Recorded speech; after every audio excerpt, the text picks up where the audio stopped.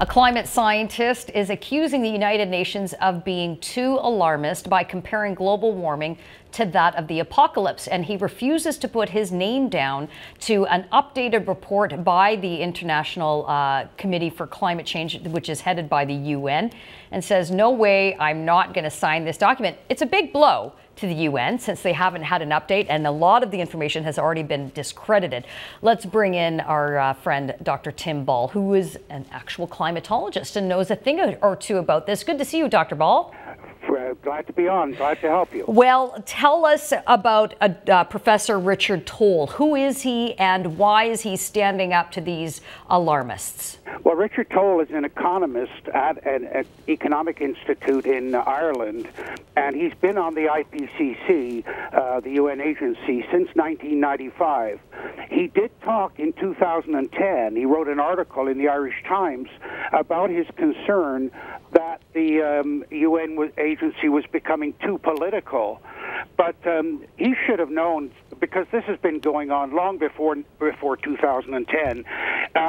There's a suspicion for me that they are becoming extremists because they're losing the argument.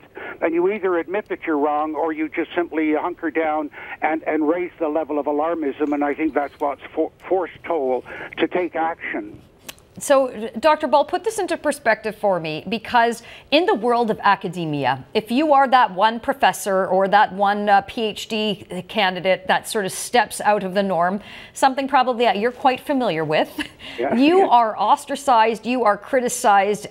We've heard the former mayor of Toronto, David Miller, for example, he's now head of the World Wildlife Federation. He's doing press conferences saying 99% of the scientists agree. I think that number has been refuted, but this is in the people's lexicon. This is what people will quote. I mean, it's an uphill battle for guys like yourself and for other academics like Professor Tol to sort of push away from that collective mindset when it comes to global warming. Well, of course, you desert the sinking ship, and that's part of what Richard Tol is doing. But let me read you a quote from Stephen Schneider from Stanford University. He's passed away now, but he was the main architect of this whole UN agency. And he said, we're working to reduce the risk of potentially disastrous climate change. To do that, we have to get some broad-based support to capture the public's imagination. That, of course, entails getting loads of media coverage, so we have to offer up scary scenarios, make simplified, dramatic statements, and make little mention of any doubts we may have. Each of us has to decide what the right balance is between being effective and being honest. I mean, that's a frightening statement, but that's what started this.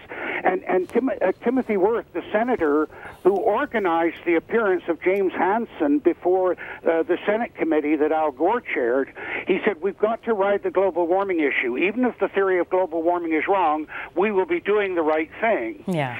And, of course, so what's happened is it's become a political issue. Tol, as an economist, should have recognized that. All of the signs were there. And he should have known from the very structure of the IPCC that it was designed to be this way, that it was premeditated to create the false science and to get the world to act. But of course, Tol is now realizing what's going on, and he's trying to bail out. And one of the interesting things was that in one interview, his comment was, my funding is secure. Yes, okay, and that's what I mean about being ostracized from the professional community. And so when I read his quotes, Professor Ball, I look at, he's very plain-spoken. He doesn't speak over people's heads. He uses very plain language to explain this, very similar to you. You make it simple for us neophytes when it comes to this. I think that's very important. I just wonder how effective his position will be in drawing attention to the hyperbole that is being made by the United Nations. Well, I think it's very effective because the timing, as you know, Voltaire said, everything has its time. And with the book that I just published, I've been sitting on it because I knew that the public weren't ready to accept that a small group of scientists and politicians could deceive the whole world. But that's precisely what's happened. And so Previous people have resigned from the UN for the same reason: interference with their work, contradiction to what they were saying, disagreeing with the reports. Paul Ryder, for example, is a world expert on mosquitoes. He quit quite a while ago and just said, this is nonsense. At some point, I got no attention. At some point, someone's going to start paying more attention to this. You know, I give credit to the Daily Mail. They published this article about Professor Toll. I think that's important. We're talking about it here.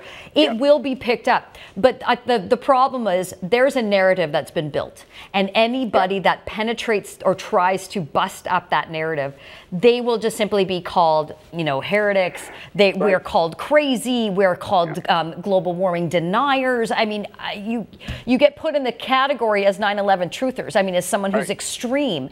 So we got to continue to fight it, I suppose. Yeah, well, of course, we've seen that all along when they called me a global warming skeptic when all scientists should be skeptics. And then when they changed from global warming to climate change, I became a climate change denier when I'd done anything but deny climate change. But these PR terms, it's like, you know, if you dare to question anything about Obama, oh, you're a birther.